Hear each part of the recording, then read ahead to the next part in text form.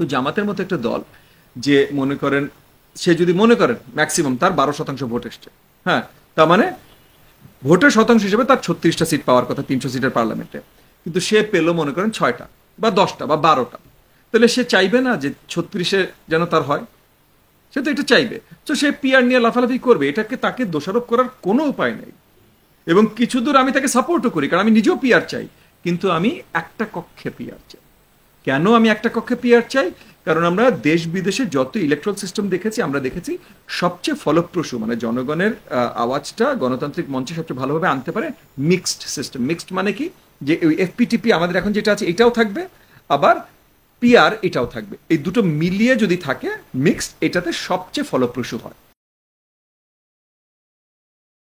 এই মুহূর্তে দেশের কিছু দল নির্বাচন চাচ্ছে, কিছু দল পিয়ারের পক্ষে, কিছু দল নির্বাচনের পক্ষে না, বা কিছু সুশীল সমাজ। আপনার পর্যালোচনা কি? দেখেন, শুরু থেকে আমাদের সকল আন্দোলন বলেন, যা কিছু বলেন, ছিল গণতন্ত্র ফিরিয়ে আনার জন্য। গণতন্ত্র ফিরিয়ে আনার একমাত্র উপায় হলো নির্বাচন। নির্বাচন চাচ্ছে না এমন কোনো দল নেই। তবে আমরা জানি যে কিছু জিনিসের আড়ালে, মানে কিছু কথার আড়ালে মেইন পয়েন্টে ওটাই আসে যে নির্বাচন চাচ্ছে না। যেমন মনে করেন কয়েকটা দল আছে তারা বলছে পিআর ছাড়া নির্বাচন না, আবার একটা দল আছে তারা বলছে বিচার বা সংবিধান চেঞ্জ ছাড়া, বদল ছাড়া নির্বাচন না। তো এখন মনে করেন যদি আপনি পিআর পদ্ধতিতে আসেন, তাহলে এক তো শুধুমাত্র পিআর পদ্ধতি, যেটা 2-3টা দল চাচ্ছে, শুধুমাত্র পিআর পদ্ধতি, এটা কোনো জায়গায় খুব ভালো ফলপ্রসূ রেজাল্ট আনেনি। এবং তারা যখন বলে যে নির্বাচন, এই যে আমরা যেভাবে নির্বাচন করি এফপিটিপি বা মেজরিটেরিয়ান, এই এফপিটিপি নির্বাচন বেস্ট চয়েস না, এর থেকে বেটার চয়েস হতে পারে। তো রাষ্ট্রবিজ্ঞান হিসেবে আমি আপনাকে বলছি যে এটার থেকে বেটার চয়েস হিসেবে যে চয়েসটাকে দেখা হয় নির্বাচনী পদ্ধতি, এটাকে বলা হয় ইনস্ট্যান্ট রান অফ বা র্যাঙ্কড চয়েস। আরও নাম আছে, সিঙ্গল ট্রান্সফারেবল ভোট, এরকম একই জিনিসের ভিন্ন ভিন্ন নাম আর কি। বাট সবচেয়ে পপুলার নাম হলো র্যাঙ্ক চয়েস বা ইনস্ট্যান্ট রান অফ। তো এই যে, তাহলে আপনি যদি আসলে বেটার পদ্ধতিই চান, তাহলে বেটার পদ্ধতি তো প্রমাণিত, মানে আমি রাষ্ট্রবিজ্ঞানী হিসেবে আপনাকে বলছি, প্রমাণিত হলো ইনস্ট্যান্ট রান অফ। তো ইনস্ট্যান্ট রান অফ পদ্ধতি চায় না কেন? মানে একটা হয় না যে আমি জনগণকে সার্ভিস দিতে চাই, তো জনগণের সার্ভিসের জন্য যেটা সবচেয়ে বেস্ট, যে একজন মানুষ 30% পেয়েছে, বাকি কেউ 30 পর্যন্ত পায় নাই, 30-এর কম পেয়েছে, মনে করেন 5টা ক্যান্ডিডেট, সবাই চারজন মানে এই 10 আর 20-এর মধ্যে পেয়েছে, একজন 30 পেয়ে সে জিতে গেছে। তো যে 30 পেয়েছে 70% তার বিরুদ্ধে ভোট দিয়েছে। তো এই কারণে লোকজন বলে যে এফপিটিপি মেজরিটেরিয়ান এটা সবচেয়ে ভালো না। তো এইটার প্রতিকার, যেটা ভালো করার প্রতিকার, যেটা বেস্ট সিস্টেম এই পর্যন্ত আমরা জানি, সেটা হলো র্যাঙ্ক চয়েস। তাহলে আপনি যদি এটা ভালো না বলেই চেঞ্জ করতে চান, তাহলে বেস্ট যেটা সেটাতে চেঞ্জ করতে চান, আপনি পিআর নিয়ে লাফালাফি কেন করছেন?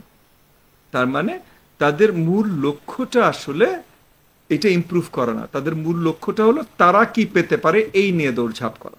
ওকে। আর একটা দল আছে, নতুন দল, তারা বলছে সংবিধানে চেঞ্জ আনা ছাড়া নির্বাচন হবে না। এটা অত্যন্ত দুঃখজনক, কারণ সংবিধান এত গুরুত্বপূর্ণ একটা ডকুমেন্ট যে জনগণের মতামত না নিয়ে সংবিধানে বদল আনা যায় না। তো নির্বাচন দিলেই জনগণের মতামত চলে আসলো, এবং তারপর সংবিধানে বদল আসবে। এবং সংবিধানে কি বদল আসবে? যেটা ঐক্যমত কমিশনে সবাই একসাথে আলোচনা করে ঐক্যমতে এসেছে, সেটাই তো। তো সেটা তো সবাই অলরেডি ঐক্যমতে চলে এসছে। তো তাহলে নির্বাচিত হয়ে, তার যেই নির্বাচিত হোক, সে এটা বাস্তবায়ন করবে। এখন একটা দল যদি বলে যে না, অন্য কেউ বাস্তবায়ন করবে কিনা এটা আমরা বিশ্বাস করি না, তাহলে তাদের নিজেদের উপরে অত বিশ্বাস নেই যে তারাই বাস্তবায়ন করবে না। আমি জানি না, কিন্তু তারা অবভিয়াসলি নির্বাচন জেতার মতো জায়গায় নেই, মানে সমগ্র নির্বাচন আর কি, ইন দ্য সেন্স যে মেজরিটি সিট জিতে তারা সরকার গঠন করবে এরকম জায়গায় তারা নেই।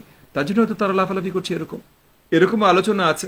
এবং পরিষ্কার, শুধু আলোচনা না, মানে আমি আমার জায়গা থেকে আপনাকে বলতে পারি যে এটা বেশ পরিষ্কার যে যেই দলগুলো পিআরের জন্য লাফালাফি করছে এবং যেই দলটা বলছে যে কনস্টিটিউশনাল চেঞ্জ ছাড়া নির্বাচনে যাবে না, তারা সবাই আবার বিএনপির সাথে এই আলোচনাও আছে তাদেরকে কয়টা সিট ছাড়তে পারে।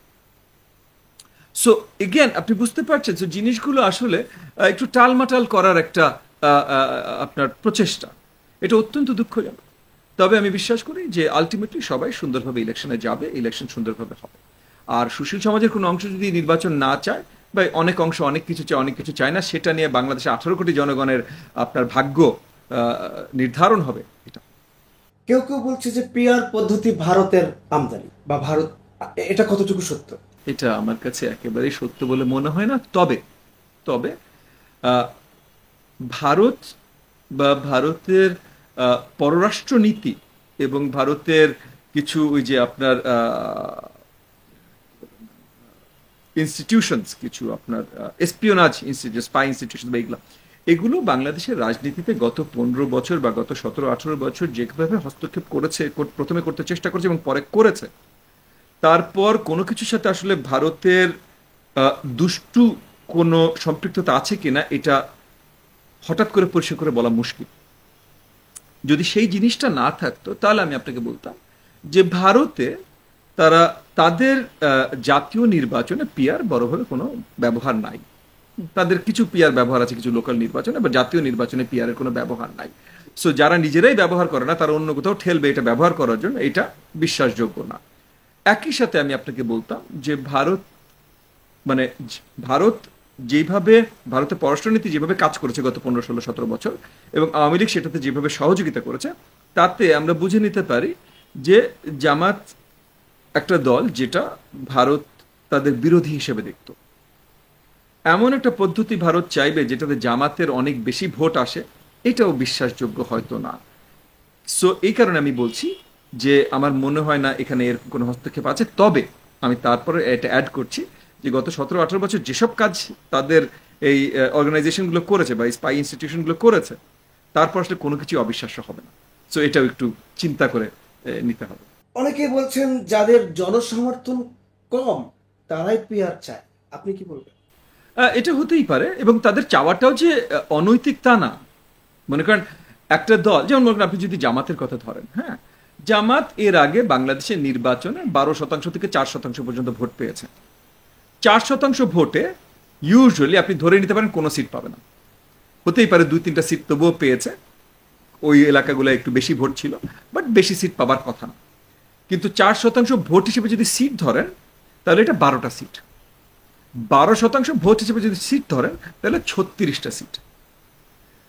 তো জামাত আজকে নির্বাচন করলে, আমাদের এখন যে পদ্ধতি নির্বাচন আছে, এই নির্বাচনে গেলে তারা 12টা সিট পেতে পারে, 36 সিট পাবে, এটা একটু অস্বাভাবিক। যদি আমি দেখেছি কিছু আপনার পোলিংয়ে আমি দেখেছি কিছু পোলিং রিপোর্টে দেখেছি জামাত নাকি 40%, 50% তাদের জনসম্পৃক্ততা, এটা আসলে এরকম কিছু আমি দেখেছি। এগুলা আসলে আমি একেবারেই বিশ্বাসযোগ্য মনে করি না, একেবারেই না। যেমন মনে করেন আমি এটাও দেখেছি যে এনসিপির কোন একটা নেতা একটা পোস্ট দিয়েছে, 4 লাখ 5 লাখ লাইক পড়েছে, কিন্তু ওই পোস্ট একটা মিছিলের জন্য ডাকছিল, মিছিলে 500 জন হয়নি। এরকম আমি গত 1 বছরে 12 মাসে বহুবার দেখেছি। সো আসলে ওই অনলাইন কি দেখে কি দেখা যায় বা পোলিং কি হয় আর আসল বাস্তবতাটা ভিন্ন, বাট সেটা সেটা আমি বাদ দিচ্ছি। তো জামাতের মতো একটা দল যে মনে করেন, সে যদি মনে করেন ম্যাক্সিমাম তার 12% ভোট এসছে, হ্যাঁ, তার মানে ভোটের শতাংশ হিসেবে তার 36টা সিট পাওয়ার কথা 300 সিটের পার্লামেন্টে, কিন্তু সে পেল মনে করেন 6টা বা 10টা বা 12টা, তাহলে সে চাইবে না যে 36-এ যেন তার হয়? সে তো এটা চাইবে। তো সে পিআর নিয়ে লাফালাফি করবে, এটাকে তাকে দোষারোপ করার কোনো উপায় নেই। এবং কিছু দূর আমি তাকে সাপোর্টও করি, কারণ আমি নিজেও পিআর চাই, কিন্তু আমি একটা কক্ষে পিআর চাই। কেন আমি একটা কক্ষে পিআর চাই? কারণ আমরা দেশ বিদেশে যত ইলেকট্রাল সিস্টেম দেখেছি, আমরা দেখেছি সবচেয়ে ফলপ্রসূ, মানে জনগণের আওয়াজটা গণতান্ত্রিক মঞ্চে সবচেয়ে ভালোভাবে আনতে পারে মিক্সড সিস্টেম। মিক্সড মানে কি, যে ওই এফপিটিপি আমাদের এখন যেটা আছে এটাও থাকবে, আবার পিআর এটাও থাকবে। এই দুটো মিলিয়ে যদি থাকে মিক্সড, এটাতে সবচেয়ে ফলপ্রসূ হয়। এই কারণে আমার দলের থেকে এবং অনেক দলই, এবং আপনার ঐকমত্য কমিশনও, কিন্তু তারা আপার হাউসে মানে উচ্চকক্ষে পিআর, নিম্নকক্ষে এখন যেটা আছে সেটা চেয়েছে। যারা শুধু পিআর চাচ্ছে তারা এগেন চাইতেই পারে, চাওয়াতে কোনো অসুবিধা নেই। যেমন জামাত চাচ্ছে, কারণ জামাত কেন চাচ্ছে এটা বুঝিয়ে বললাম আপনাকে। সে চাইতেই পারে তার সুবিধার জন্য। কিন্তু এখন কেউ যদি বলে যে আমার সুবিধার জন্য আমি দেশের গণতান্ত্রিক প্রক্রিয়া আটকে দিতে চাই, তাহলে আবার তার পজিশনটা একভাবে ধরা যায় না। আমি বলতেই পারি আমি যেটা সুবিধা চাই আমি সেটা বলতেই পারি, কিন্তু আমার সুবিধার জন্য আমি গণতান্ত্রিক প্রক্রিয়া আটকে দিব, এইটা তো ভাই মানে ক্ষমা সুন্দর দৃষ্টিতে এটা দেখা যাবে না তো ভাই। কারণ এটা তো তখন আপনি একটা মুশকিল গ্রাউন্ডে চলে আসলো, ঠিক না? কারণ হাসিনা যেমন বলতো না যে ভোট হবে, গণতন্ত্র থাকবে, কিন্তু ভোট শুধু আমাকে দিতে হবে, তো তার পছন্দ মতো। এখন জামাতেরটা চাইতেই পারে, কিন্তু যদি এরকম জোরাজোরি করে তাহলে এটা নিয়ে সামনে আমাদের অনেক, মানে জামাতকে নিয়েও, মানে জামাত আসলে গণতন্ত্রে বিশ্বাসী কিনা এই প্রশ্নগুলো তখন শক্ত করে তুলতে হবে।